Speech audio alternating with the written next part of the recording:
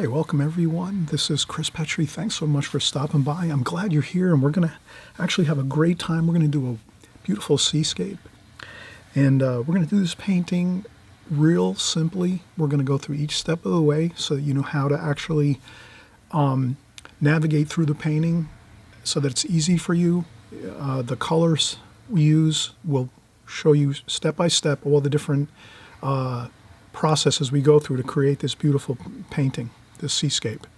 Every detail we're going to cover, the trees, the figures, the rocks, the sailboats, everything in one video. We'll go step by step. This is the picture, so it's good to show this. This is a new method I have of, we're going to show the finished painting first. This way you can take a picture of it, you can do a screen capture, you can put it up on another device like a laptop and hit pause, and then you have the finished painting, and then you can use this as your actual to work from, so that you have this. That's the best way to do watercolors when you start out, or even, you know, if you're not a beginner but you're still working towards getting a lot better. If you work from actual paintings themselves, watercolor paintings themselves, you're going to have a lot easier, an easier time figuring out how to capture all the nuances of watercolor, because it is a difficult medium. And so we're going to show you everything right here. All right, so we'll get right into the video. Hope you enjoy, and we'll get started.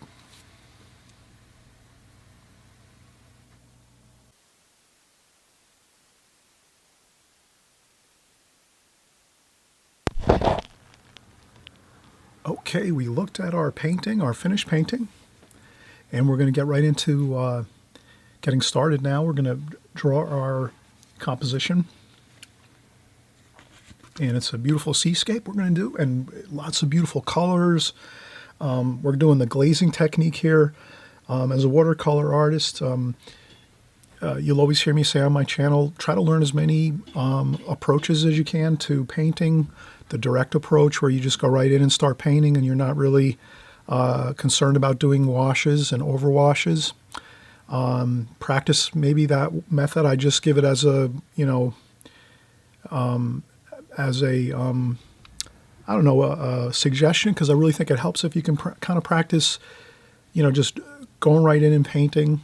Also try the glazing approach, and you'll notice too, many of my videos, I do both approaches, glazing as well as alla prima, or the direct approach. I tend to do more direct approach painting.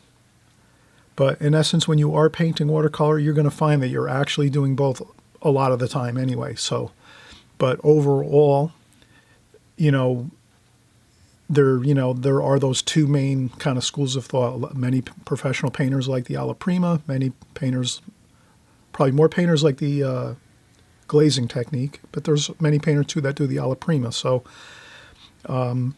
let's just draw in our composition here. We're going to do our pencil drawing first, and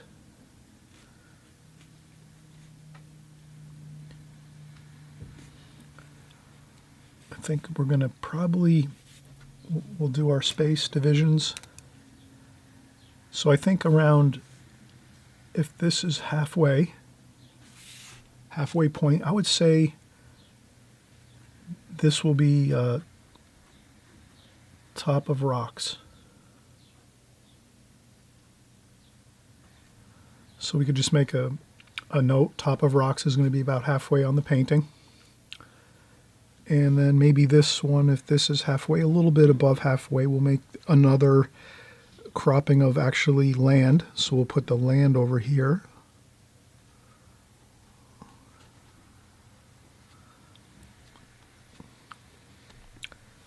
And I think we'll create another bit of land over here too. So I'll put some more land over here. These are just my own notes. You'll put your own notes in as you see fit. You'll make your own little notations. But just to get the overall feel of the painting, so that we're more or less going to have a painting where the subject matter is going to be a little bit above the halfway point, and the sky is going to be a little thinner, And in some paintings, you're going to maybe go with more sky, 2/3 sky, and maybe a third of land, let's say, in water. So you can adjust your composition as you feel, and you can do the same thing when you're on location. When you're on location painting, or when you're even looking at another one, someone else's painting, or even if from a picture, or whatever, whatever you're using as your subject matter to draw and paint from, you can adjust things to your liking, so that you can try different things and see what you like best. All right, so here I'm just going to make a little indication of some land here, just some bit of land here.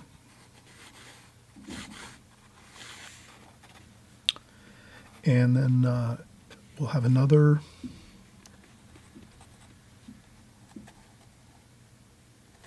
we'll have some more land coming down into the, like this. So these will be some rocks, and you can just see I'm loosely doing this. And these lines are pretty much going to be level. This one might, sway a little bit this way over here, just to maybe have a little bit of a feeling of curve, like a curve here, maybe just to curve the eye into the painting. And over here, let's do another. This here, we're going to do a larger.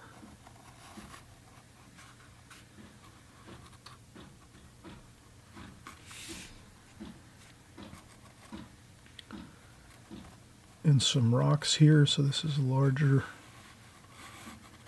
This is a really large rock cropping here in the ocean along the shoreline. So this is a beautiful seascape. And if you want,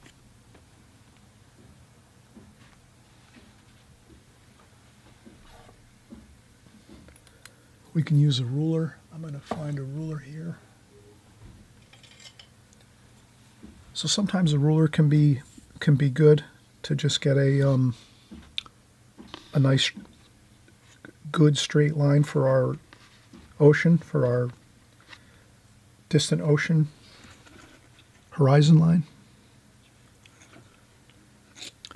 And then we kind of just get a feel for where we want that. I say about there. Yeah, it's about good. Where we top of. So we went a little bit higher here. You can change around as you feel in your drawing and you're working on your composition. You can change your design a little bit. So I'll take my mark that I made for top of rock, and I'll just make that the water line. And I'll just make it level. Like that, and then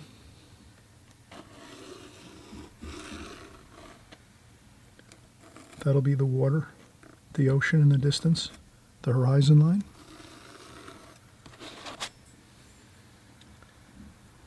And then you can kind of see we have the basic essence of the drawing and composition completed here. And I think it looks good. We could add a few rocks here in this area here.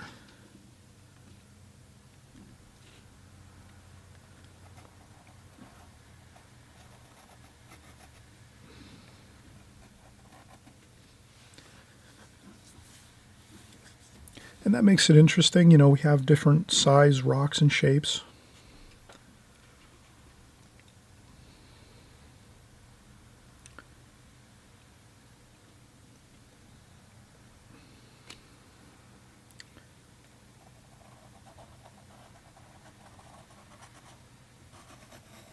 And I'll go with one more over here.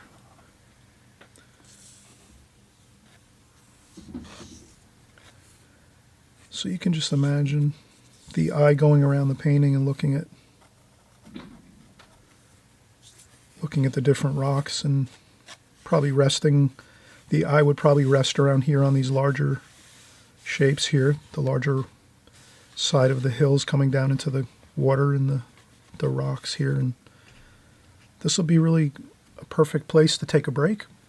And then we'll come back and we'll start painting. And we'll go over our colors, what colors we're going to use, our brush, and we'll get started. Okay, we'll be back in just a minute. We'll take a break. Okay, so we're back. We just had a quick break. We're going to start painting here. Let's get our palette.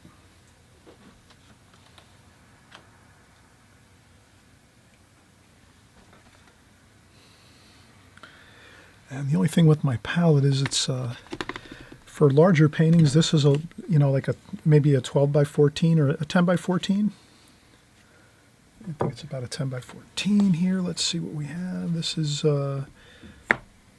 14 by 10 by 14 painting. So when I'm doing a larger painting, I'm going to use a larger palette like this. This way, if I'm in the middle of the painting, I don't run out of paint. So I know these have really large wells compared to, usually you'll see I have more of a smaller palette. A lot of times I'm doing smaller paintings, maybe, 5 by 7 or 8 by 10. This is a little larger, so I want to shift over to a larger palette. But I use all the same colors, and I keep this in the refrigerator covered in a plastic bag so that the paints stay moist. And I just have a little damp sponge that I keep inside the palette too, like that. When I close it up and put it in a baggie, keeps everything moist. And this way, when I'm ready to paint, I just open up my palette. It's pretty good. I just had to add a few colors that I was low on. So now with this, that tends to be pretty good. The only thing is,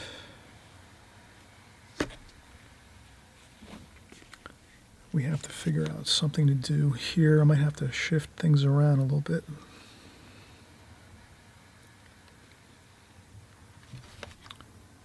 Okay, so we'll just do a quick adjustment here.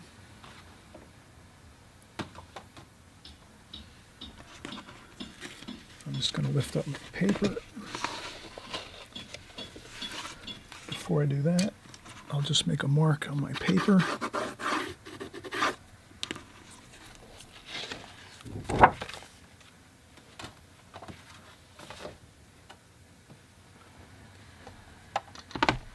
So I'll use this.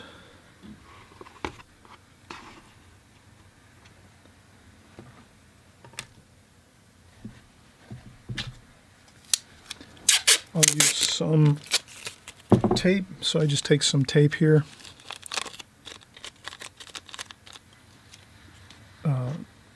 Artist tape, and I'll just put it under the bottom of the palette. And then I'll just line it up again, so I make sure I'm back to where I was. All right, so that's about there.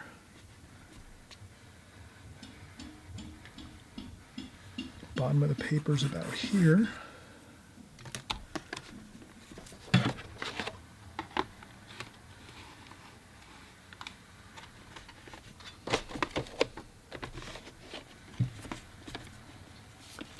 That looks good. And I'll mix over here on the left-hand side, and I'll open up the zoom a little bit like that.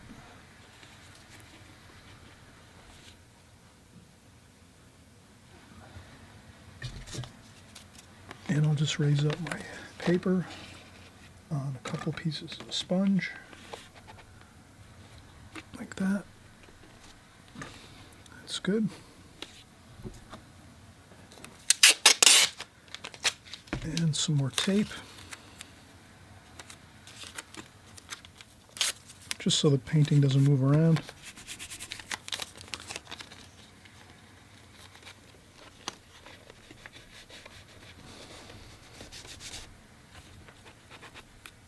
That's pretty good. And one more over here.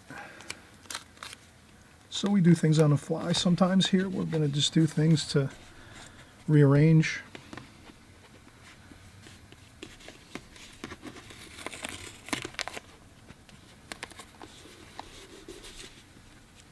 Perfect. Okay, so now we're ready to rock and roll here. fresh clean water, and we're going to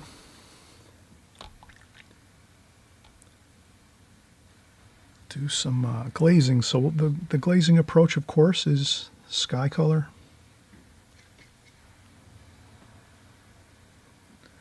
cerulean blue, cobalt blue, French ultramarine blue, ultramarine violet, purple color, and we'll add in some raw umber.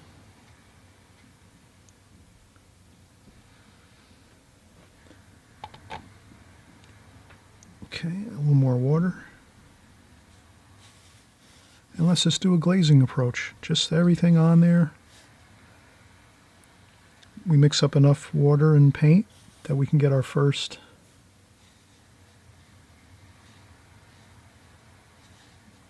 bit of wash on. And then we'll use just water to make it lighter as we get closer here. We'll go right into the mountains. That's all fine. And just, that's all we do. Leave some white, maybe a couple little white spots here and there of paper.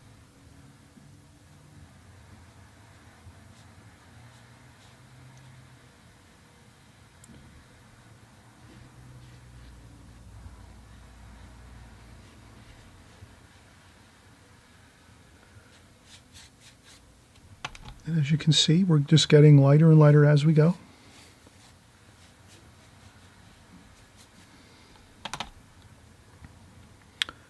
And that's all. So we just mixed up our first color, our three blues and our purple. Then I'm going to add a little bit of Viridian green here for the water. So this is quick though. You're only going to take 10-15 minutes at most to do this section of the painting, or this portion, this first glazing. We don't want to, it's got to be done quickly so that it stays looking good. If we keep messing with this and keep going over and over, then it starts to destroy the really beautiful look of just the wash on the paper. Because what happens is the paint starts to dry. As we're working on it right now, that paint is starting to dry already. So now if we keep going in and adding more brush strokes, it's going to make funny looking marks, unpleasant looking marks. So the thing is, we get that wash on and we just let it dry. So now we're going to take a break, probably 20 minutes to a half an hour to let this all dry. And this is gummed paper. This is a gummed pad. So this is pretty much a gummed pad that I'm using. Rough paper, Arches Rough. It's the orange pad. So you notice Arches has different gummed pads of watercolor paper. So this is the orange pad, which is rough watercolor paper. And then this is Arches satin finish, which is the pink. So, but you can see how it's gummed all along this. And then when you're done with your painting completely, when it's 100% dry, then you just break it with a small butter knife around the edges and you peel it right off and it's nice and flat. So the way you tell this is dry enough to come back in and do your second wash is when you're using a gummed pad, is the paper will be back flat again, just the same way as when you started. So once you put your washes on, the water buckles the paper, and you'll notice the paper gets wavy because all the water goes in and the paper expands. And then now we wait a half an hour, that paper will be almost flat. And that's the time when it's ready to go back in and we'll do our other washes. Okay, so we'll take a break and we'll come back in a half an hour.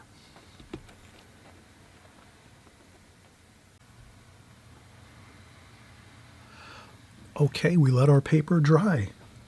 I gave this about a half an hour to dry, and there's just a little bit of waviness left in the paper, but very little, so there's hardly any buckling now. This paper's almost back to its original completely flat state and dry state. So that's the crucial thing here when you're doing glazing technique. You have to let your paper dry completely. Unless you're really experienced with watercolor, like if you've been painting watercolor for like 5 or more years, then I would say use your own judgment on how much you let the paper dry. But if you're sort of in the beginning phases of learning watercolors, maybe your first 3 or 4 years or a couple years, and you're still figuring things out, you're better off when you're doing the glazing technique to just let this completely dry, this first wash. Once this first wash is completely, 100% dry, then you go back in and we do our second wash, and you'll notice that it'll be so much easier. Professional watercolor artists that use the glazing technique you'll notice they might go in when the paper is still damp. And that's fine because they know how much exact paint to use onto the damp paper, that the paper's not going to run. The water and paint is not going to run and blossom out and make, really bad looking marks on the paper. So it's always a safe bet if you're unsure to let the paper, dry 100%. And then as you get experience, you'll start to get the feel of it. Watercolor a lot is feel. The more you paint, the more you kind of just, you have a sort of like just an inner knowing of how the water and the paper reacts, and you'll eventually be able to paint, go in and do your first wash, and then within 10 minutes start going back in and doing another wash over top. But it does take a lot of time to get that feel. So if you have that feel, you don't have to worry. But if you're sort of newer to it, or you're just trying out the glazing technique now, and you've mostly painted maybe like the alla prima method, just, direct approach, and you haven't tried a lot of this glazing technique, then you're going to have a better time of it if you just let this dry 100%. Okay, so we have that 100% clear. This way your painting will look really fantastic as you're working on it. So we did our washes for our sky and water. We're completed with that. Now is a good time. We take our paper towel and we just clean up our palette a little bit. Get some of that water puddles and things up, because we're going to be going with new washes, and we're going to be using the same repeating colors. Now, at this point, I think we'll go in and we'll start doing the land masses and the rock formations. This is real fun. These colors we're going to use, since we have the blue and the Viridian green, a little touch of Viridian green on this first wash, we don't necessarily need to add much blue or green to our washes. So now we're going to go in and do our land colors, our rock colors. And that's going to be some raw umber, alizarin crimson, and some burnt sienna.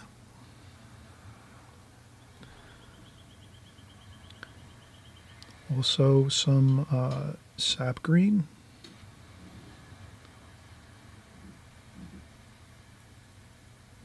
olive green, sap green. So we'll make a little bit of a green grass kind of color, some vegetation color.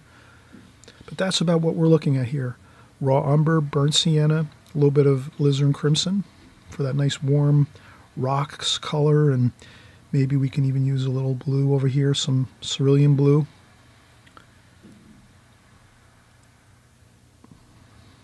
And that should be good. And then maybe we'll start over here. And you just fire this in. I'm using a large number 16 brush, a Da Vinci Maestro. And we're just going to get our color in there.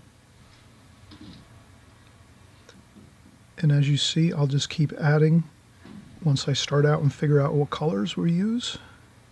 Then you match back in there what you had.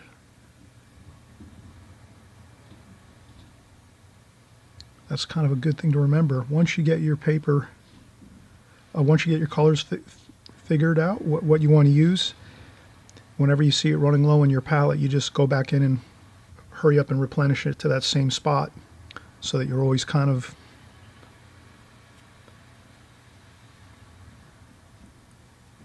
you can remember and keep track of the colors. We're not using a lot of different colors here. as you can see.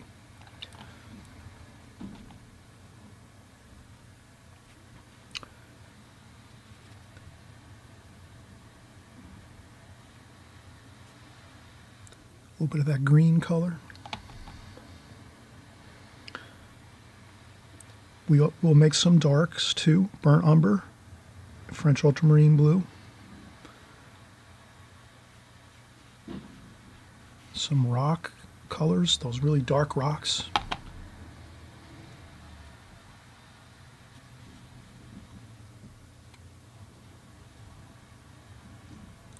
I'll do a little bit of splashing. Be careful with splashing.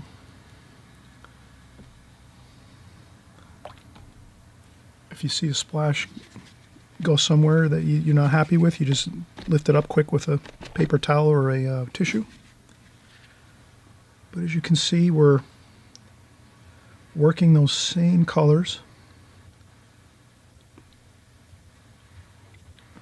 Make them happy colors and make them different. Let's not get into the habit of just going in with one color and trying to paint all these mountains and rocks with one color. That would look kind of boring, wouldn't it? Doesn't this look much better if you add in these different colors here? And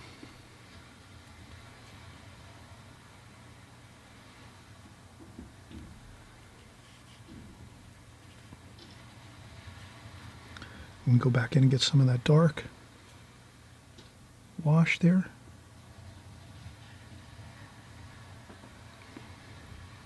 And this is your painting. You can adjust things a little bit if you want. You can adjust your colors if you want to use different colors.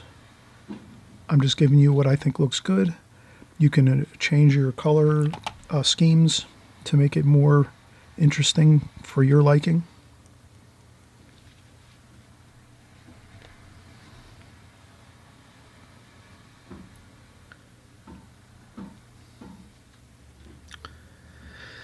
And then we'll do the same thing. We'll get our colors in there. Red, alizarin crimson, burnt sienna, raw umber. And we'll come over here and we're going to get these. Look at that. If you load your brush with all the different colors that we mixed right here, you know, that beautiful mixture of colors does all the work for you. You don't even have to work too hard on figuring out how to mix the colors on the paper, or you just get all those colors out on your palette. And then once you load your brush up with all the colors right in, and you'll see that it.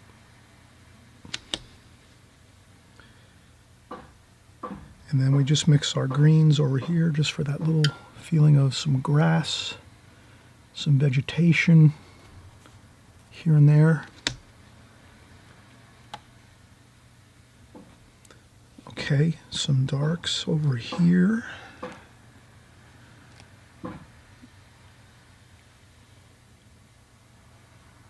Little dark rocks.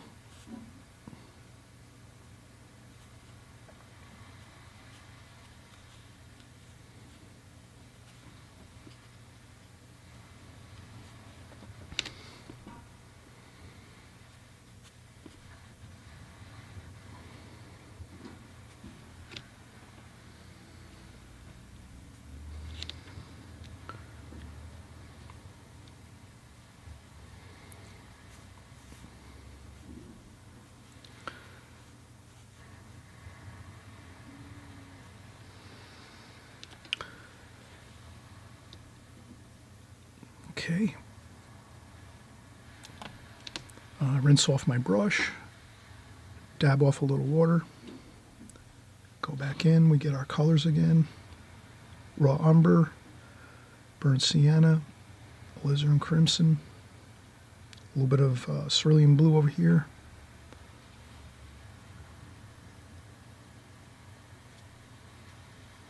There we go. Look at that. We don't have to worry. We just pick up the color.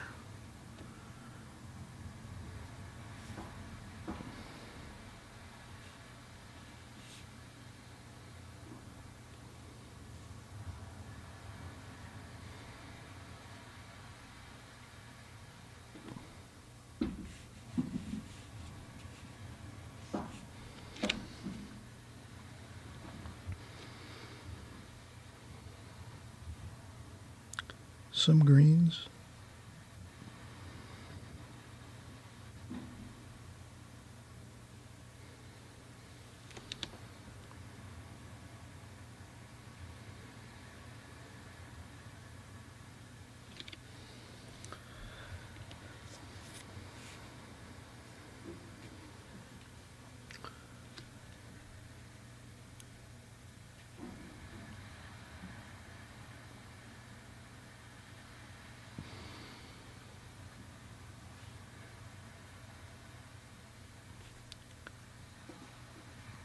And we just make sure that our rocks and these rocks and outcroppings of land, we just want to make sure they're level. This is the only place I made a little bit of a curve. Other than that, these are all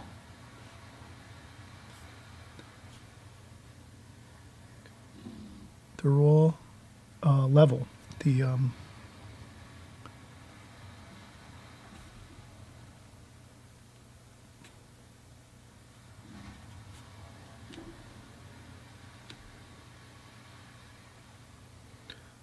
And I fill in some darks over here.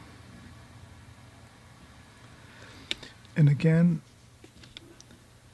we only have a little bit of time to add more color back into these larger shapes. Once we make these larger shapes, these rocks and outcroppings of land, once we put these in, then we can only go back in maybe a couple minutes later and charge in some colors like you see me doing. Other than that, we have to let it just dry again and do the same process, let it dry 100%, and then come back in and add more on top. But I think we're going to be good with the way we have it here.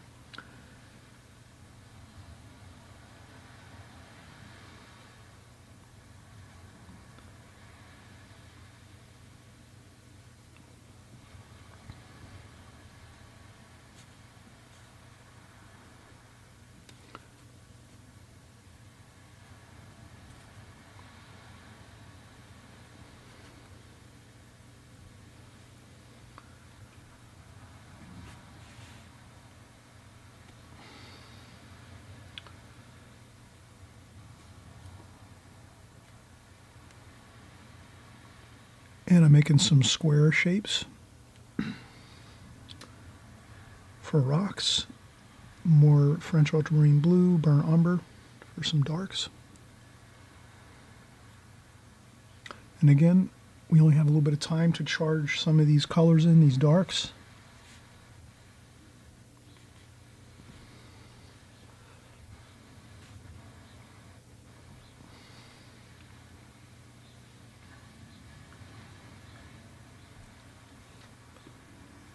Okay, perfect. Let's let this dry 100%. Once this dries 100%, then we come back in and we're going to do our final washes on the ocean. We're going to make some dark waves, some lights, some greens, some blues here, some darker tonal values to give this water some more interesting variation. And maybe we'll add another little bit of some wash to the sky, possibly. We might leave this more simple and not go too much more, but let's definitely take a break now, let this dry, and we'll come back and continue on. Okay, we took another break, everybody. Welcome back. I'm glad you're here.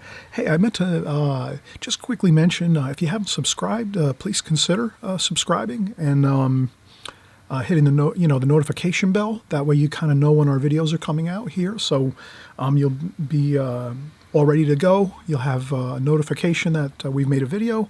We're once a week creating new videos, so if you are new, you can just know for certain each week we make a new video. We do all different types of watercolors. We strictly watercolors on this on my site, on my YouTube channel, and we do seascapes, landscapes, cityscapes. We create still life paintings, flower paintings, figure paintings. We do some figure work once in a while. We do a little bit of everything here, but mostly we do finish paintings from A to Z, the whole enchilada. We show you how to start the painting, draw the first, do the drawing, pencil drawing, and then how to do all the other steps that you need to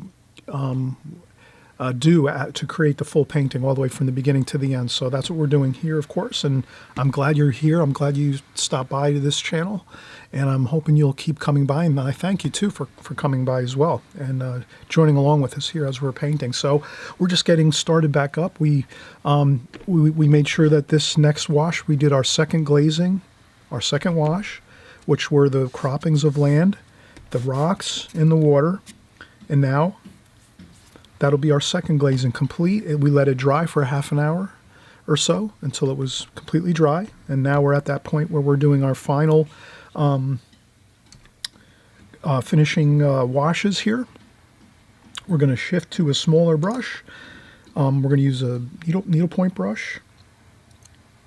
And as well, we're going to use a Raphael round brush, which is a little smaller. This is a number 6.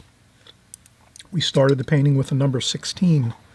Da Vinci Maestro Kolinsky sable brush. So these are the best watercolor brushes you can buy. Brushes are so important. You have to have good brushes. You can use whatever your budget allows you to. That's buy the best brush you can. Do your research. There's tons of great videos out there on YouTube about brushes and reviews and all kinds of great information at your disposal on YouTube. So you can do that research first and see which brushes you can purchase. But the sable brushes are the best, and they really do work great. And we're using Arches rough paper. Again, that's the best, some of the best watercolor paper you can buy is Arches, and we're using Arches rough, which is the orange pad. If you buy the gummed pad, it's got the gum around the outside edges. I use those a lot. And Arches makes great paper. You can really... It gives you a lot of working time. You can go back in and add and put in some colors as you're working.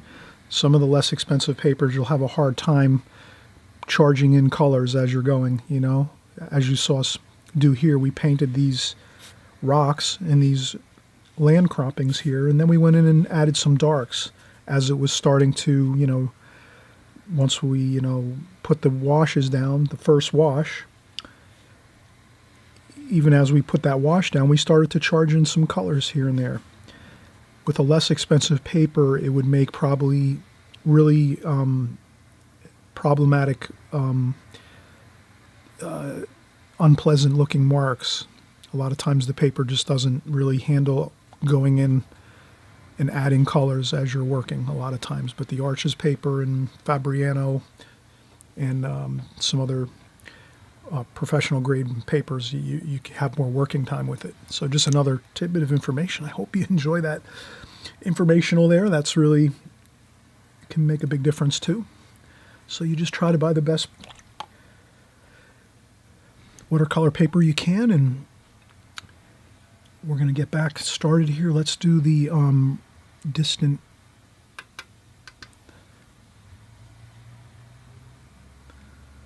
So that's raw umber, French ultramarine blue,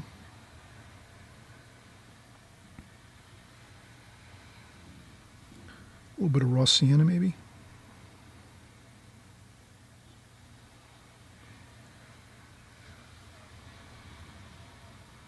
cerulean,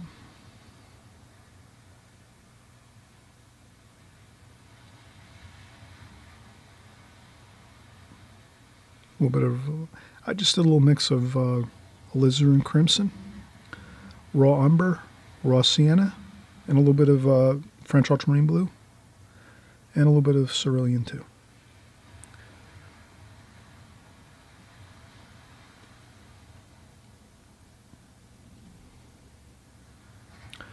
And I'll just carefully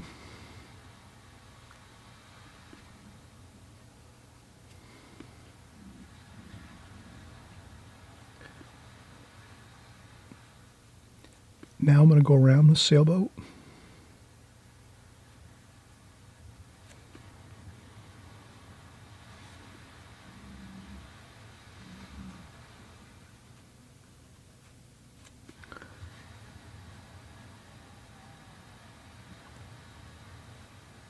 And I just carefully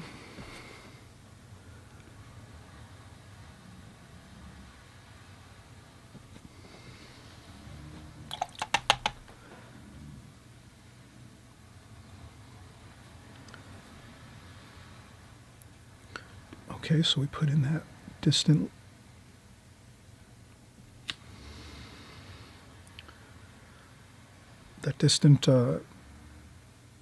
hill in the distance in the shoreline.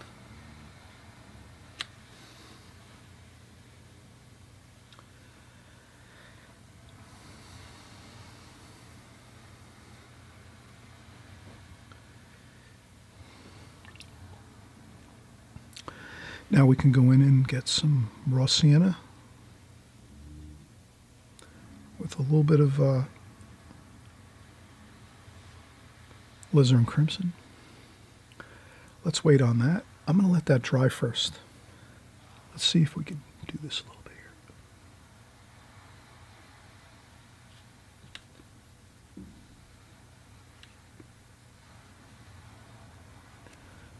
All right, that worked out good. I was able to get a little bit of that sand color in there at the base of that distant hill.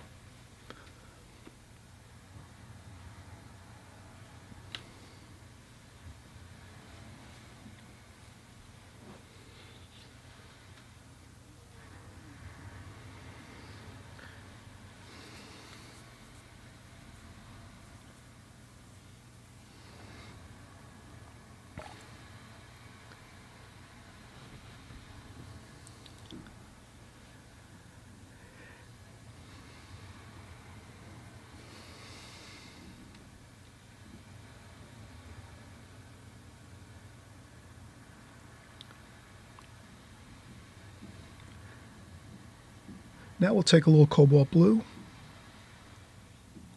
and let's see.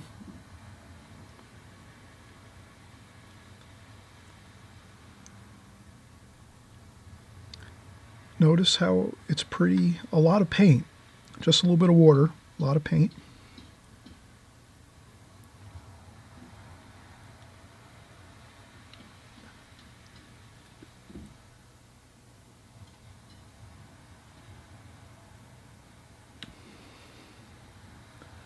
And I'm just slowly going across.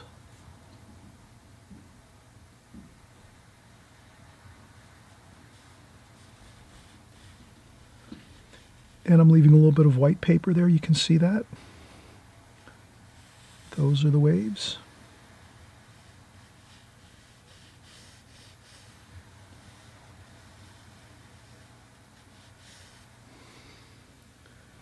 A little bit of iridium green.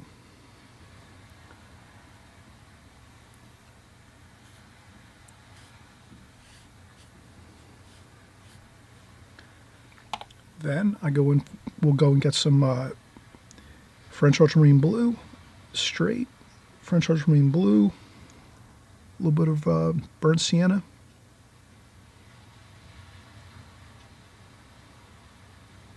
Burnt sienna. We're going to make this a real dark blue, a little bit of green, sap green, or actually sap green. French ultramarine blue.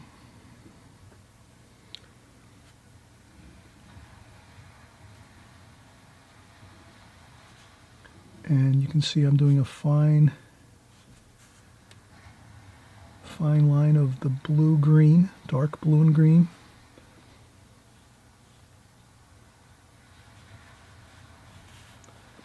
And just sort of moving it in a little bit here and there.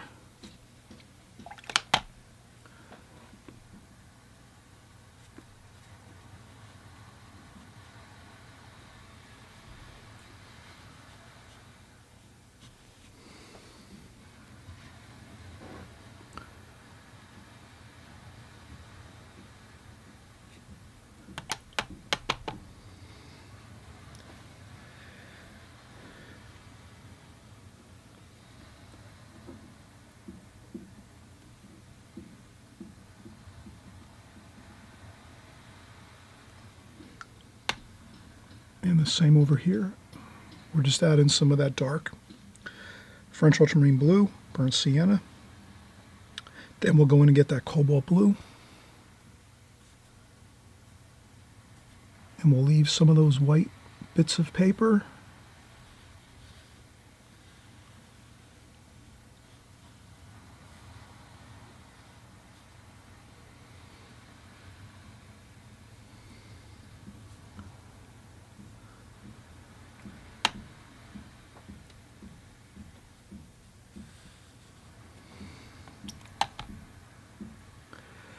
Now I'm going to go to the bigger brush, back to the 16 round brush. I'll make some more of that French ultramarine blue, burnt sienna,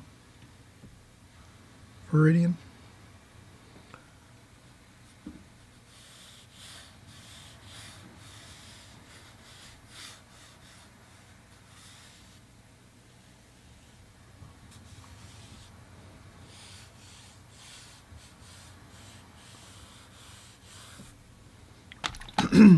And all I'm doing is really just trying to tie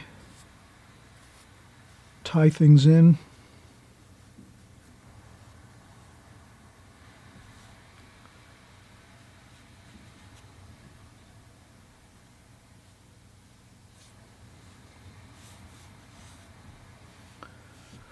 Leaving that lighter paper, that's real important to leave some of that light paper, so you just want to really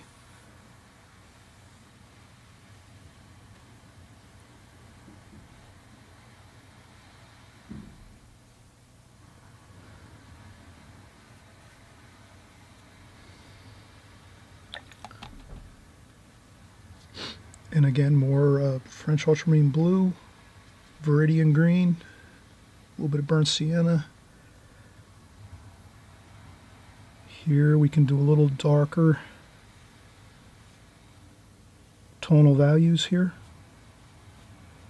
And notice near the edges of the paper I stick with less whites of paper. We want the exciting whites of paper to be in the central areas of the painting.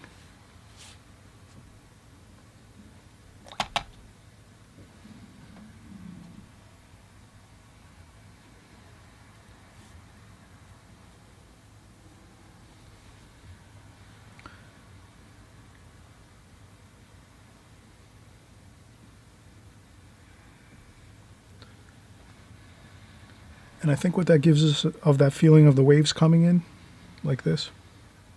So we keep those brush strokes coming in this way. And automatically, just by having your brush strokes moving in this way as we're working with the paint and the washes, that's going to give, it's going to just have that feeling of the ocean coming in and the waves.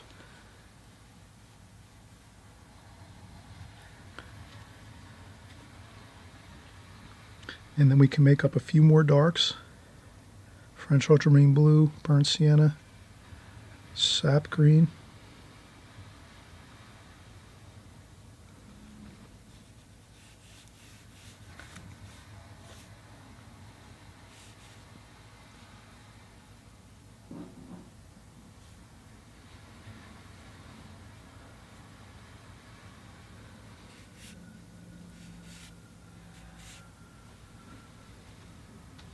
And that's good.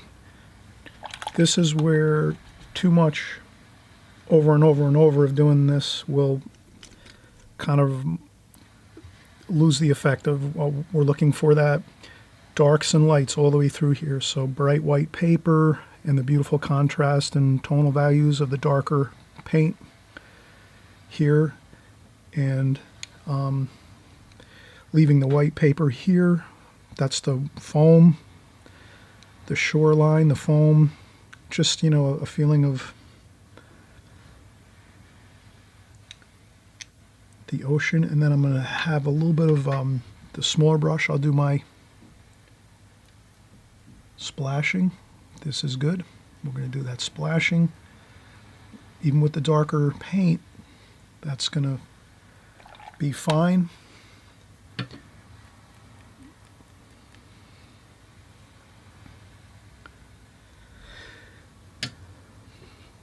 And then maybe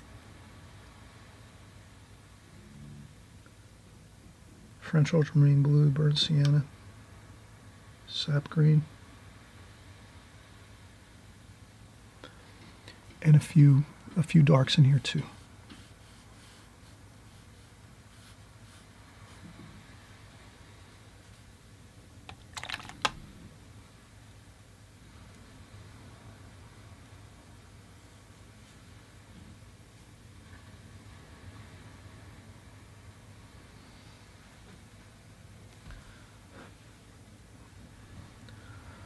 I think I'm going to leave the sky as it is.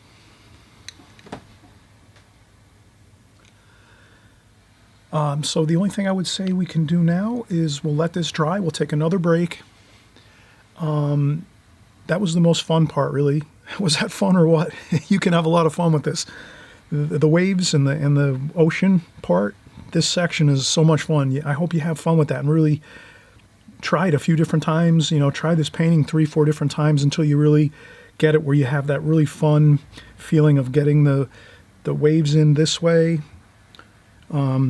And then the darks and the lights and the white paper, leaving some white paper too. That's all that it really is just instead of filling in the whole area with a darker wash, what we did is we left that white light first glazing, we left some of that in there and didn't cover it, and we went around it with the darker tonal values.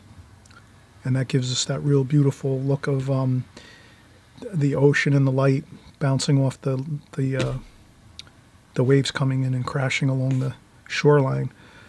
All right, so we'll come right back. We'll finish up. We'll do a little more detail to that sailboat. We'll add a few trees into these croppings here, and we'll be all set.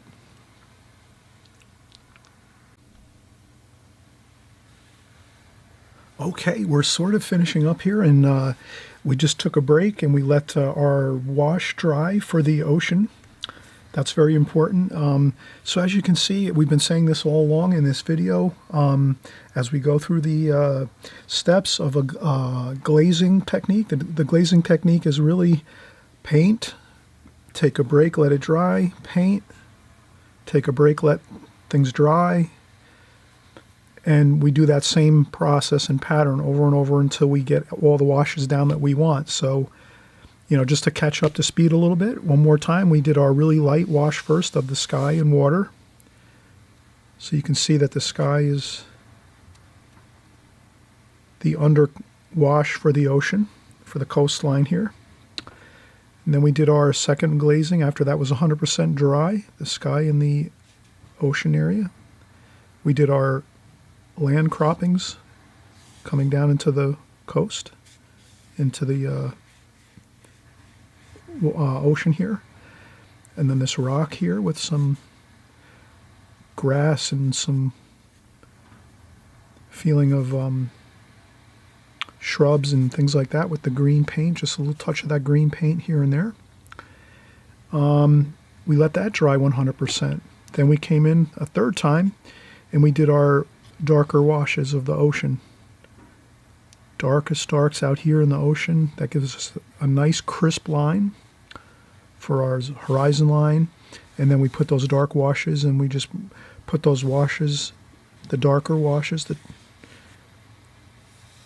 into the coastal area here, coming into the land. And this is some of that lighter wash. And we're going to leave that the same color as the sky. That makes a nice unified painting. We didn't overwork this at all. The temptation is to go in and start adding washes to these lighter sections. We definitely don't want to do that. We want to leave this the same tonal value as in the sky. The sky is, the water is picking up the reflections of the sky in some of these areas here. So that looks really good. So let's stick with that. Let's not overwork it. Now we're just going to do some final details that we can add to the painting. You can leave them out if you want. You can just leave this at this point. You might be happy with, if you're doing this painting at home and you find that you like this and this is something, you know, you can leave it at this point. This looks beautiful just the way it is now, but we will take it a little extra step and get a little more detail into the painting. So what I'll do is I'm going to take a little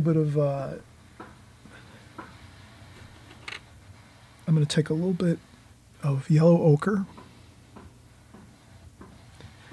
and then just put that into the tube here of titanium white. So we have a little bit of a titanium white paint with a touch of yellow ochre, just to give it that warm feel. And we'll add some sparkles of light to this sailboat over here. And that's good. And then we'll add the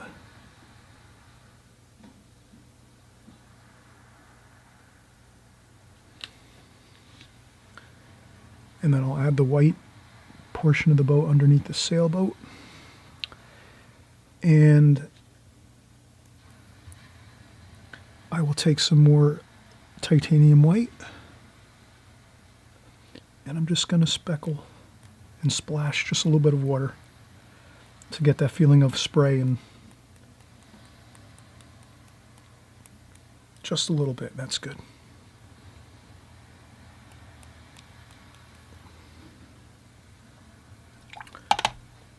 Okay.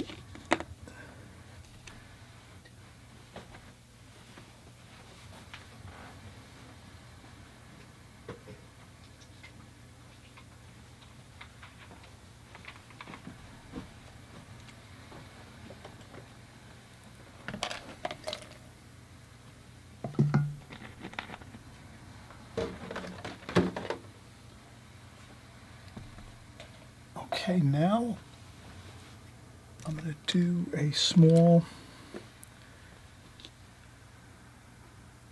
French ultramarine blue.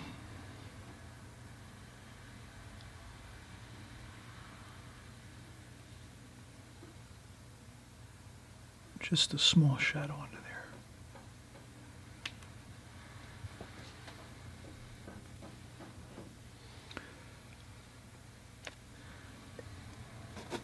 And then I take a tissue and dry off the brush almost completely, just so I don't overdo it. And I'm just going to put a little bit of a sail here, if I could, mast there like that.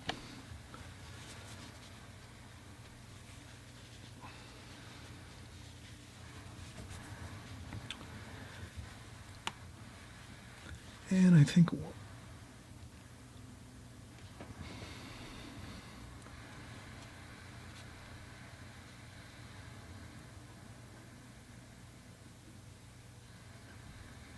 and I'm going to just put a lighthouse there.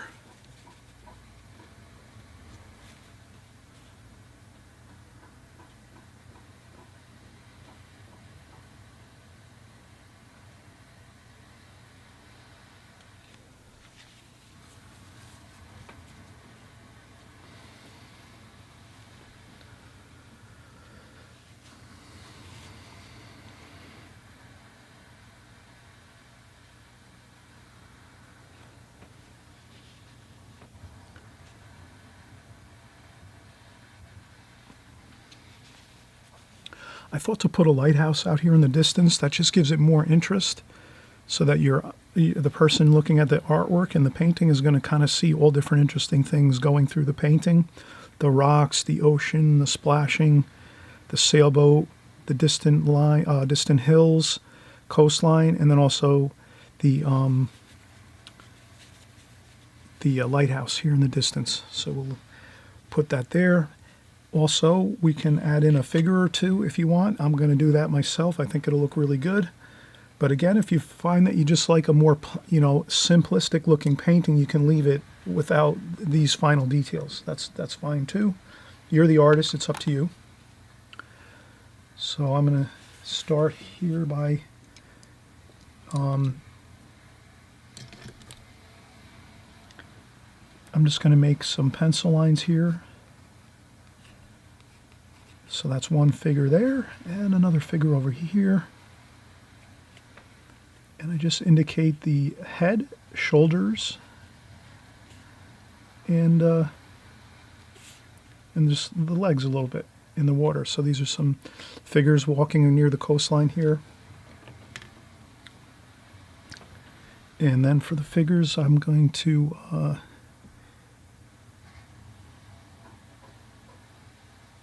have some brown for the hair.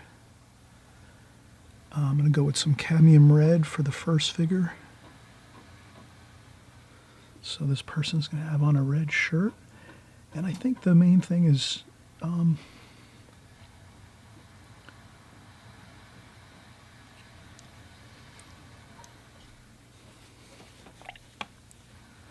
just getting in some colors.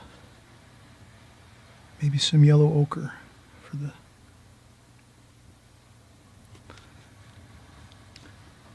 very simple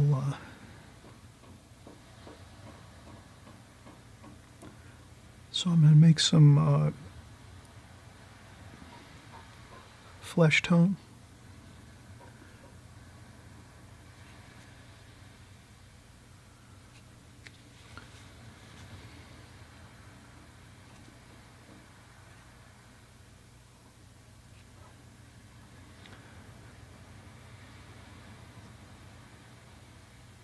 And some hair color.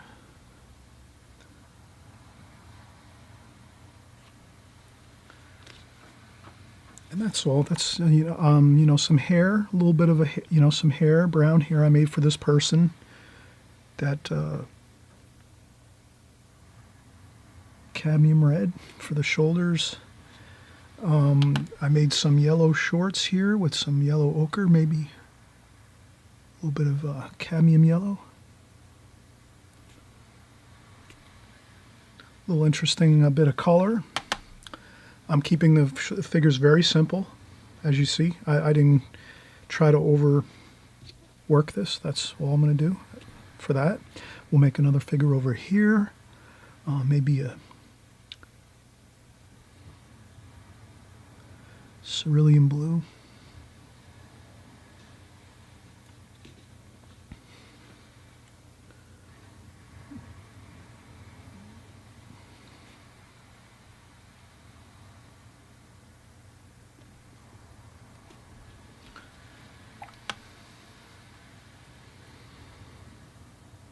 And maybe some alizarin crimson.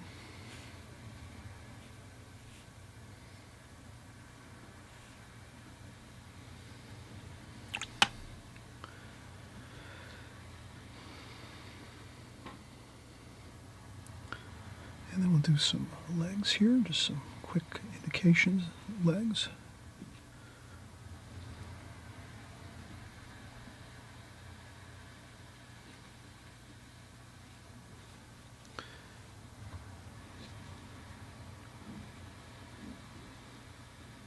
And maybe some umber, raw umber for the hair.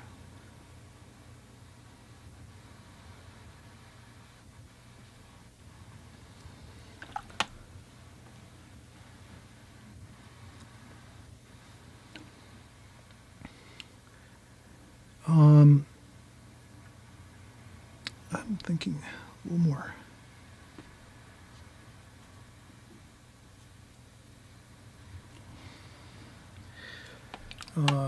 Let's see.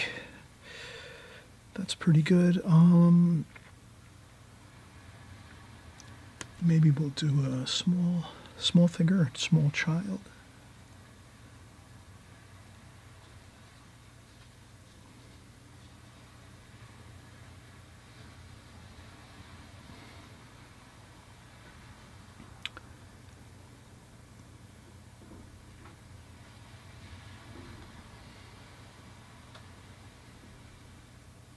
Just thinking what colors.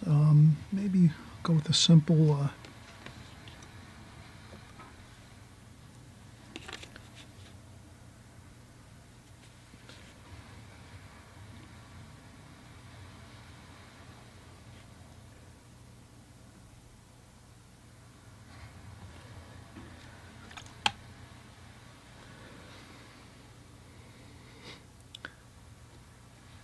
and a small child with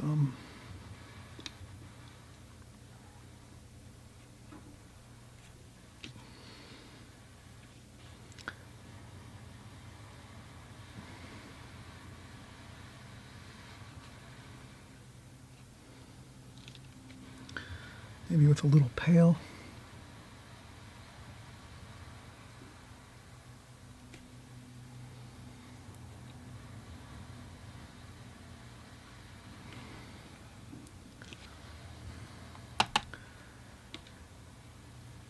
And we'll do a little shadowing.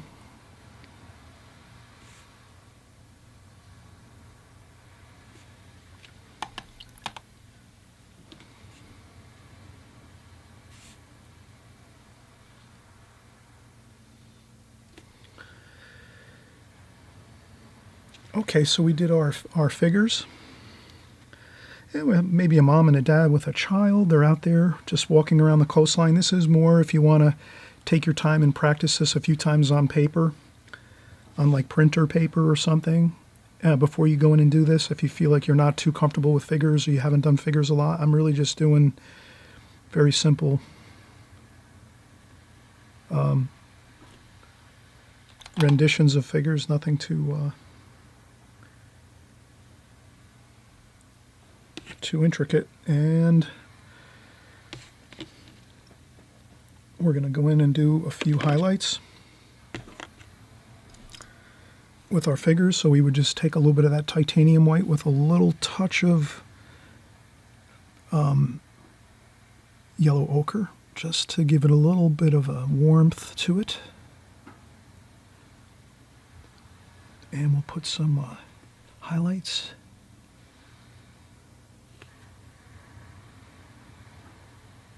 on the shoulders.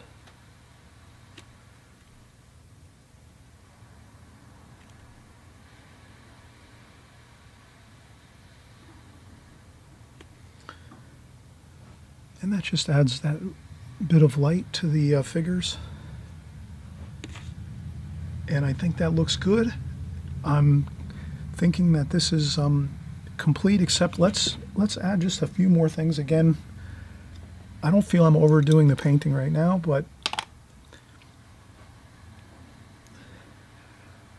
I'm going to take French ultramarine blue, sap green, French ultramarine blue, burnt sienna, thick paint, no water, hardly any water at all.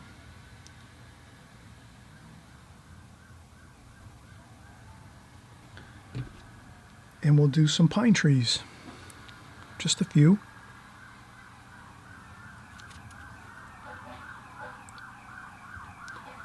So here I'll just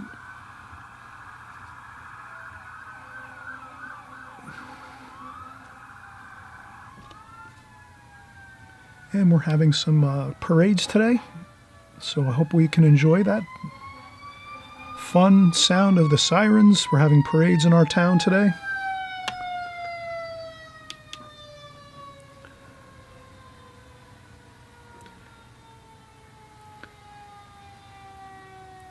And you can see I'm just doing some simple pine trees here.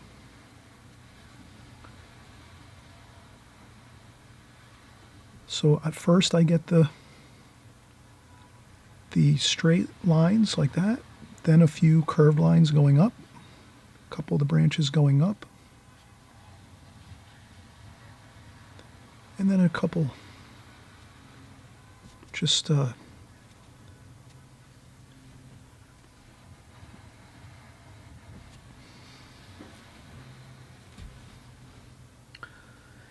then we'll do a few more.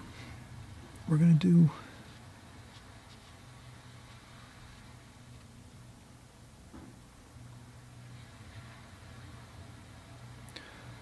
and again just using the needlepoint brush. This brush is perfect for the fine details, and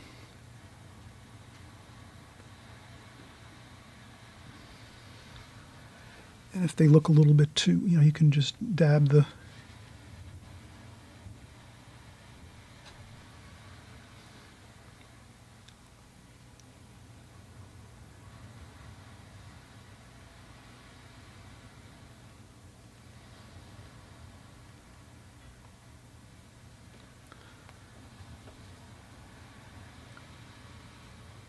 I think that's good. A few pine trees really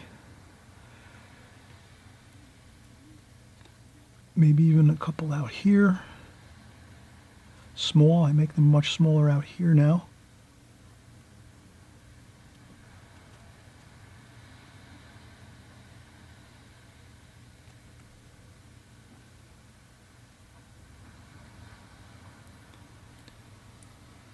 And if we make them smaller out here, it kind of makes this seem to push back a little bit in the painting.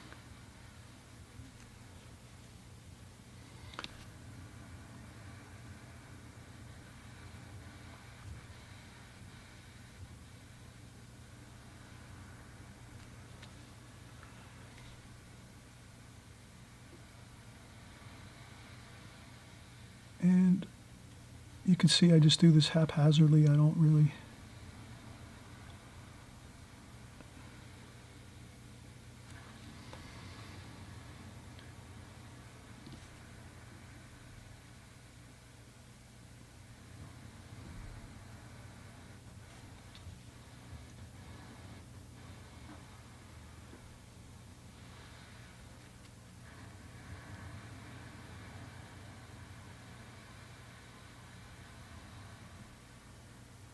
Okay, now's the point where it starts to, you know, maybe one more here.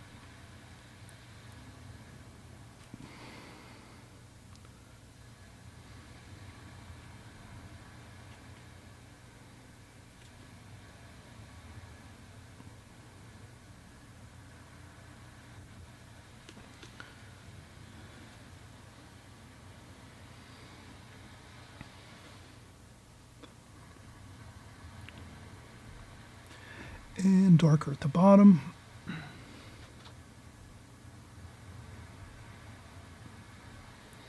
So I'll go over this a little bit more again, just darker at the bottom.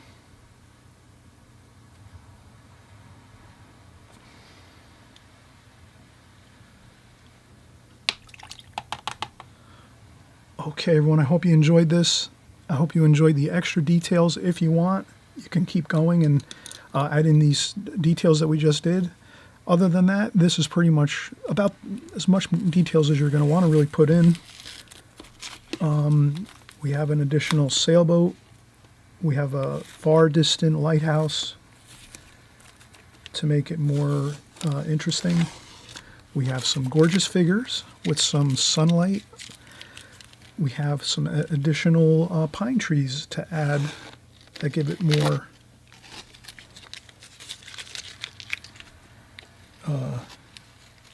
detail. And that is about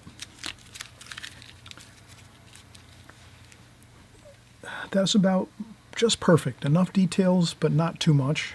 And you can underdo your painting if you like it more abstract looking, or if minimalist, if you want it to look more minimalistic, you can also, you can leave it, without some of the further details that we did put in. All right, everyone, thanks so much for coming by. Again, if you like the video, please thumbs up, and if you don't like it, thumbs down too. And as well, subscribe if you haven't. I really appreciate it, and we'll see you on the next video. Bye-bye.